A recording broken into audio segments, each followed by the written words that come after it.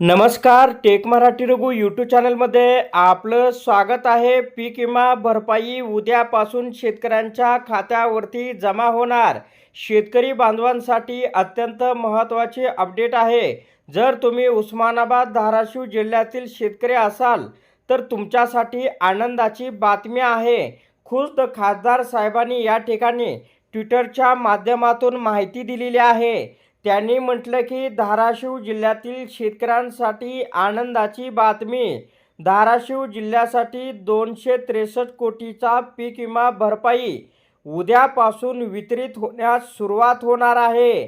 तर विमा कंपनीमार्फत आज पोर्टलवर डेटा अपलोड करण्यात आला असून उद्यापासून शेतकऱ्यांच्या खात्यावरती पीक विमा भरपाईची रक्कम जमा होण्यास सुरुवात होणार आहे। सध्या काही मंडळाचा डेटा अपलोड करण्याची प्रक्रिया सुरू असून त्या मंडळातील शेतकऱ्यांचीही विमा भरपाई रक्कम लवकरात लवकर त्यांच्या खात्यात जमा करण्यात येणार असल्याची माहिती त्यांनी ट्विटरच्या माध्यमातून या ठिकाणी देण्यात आलेली आहे।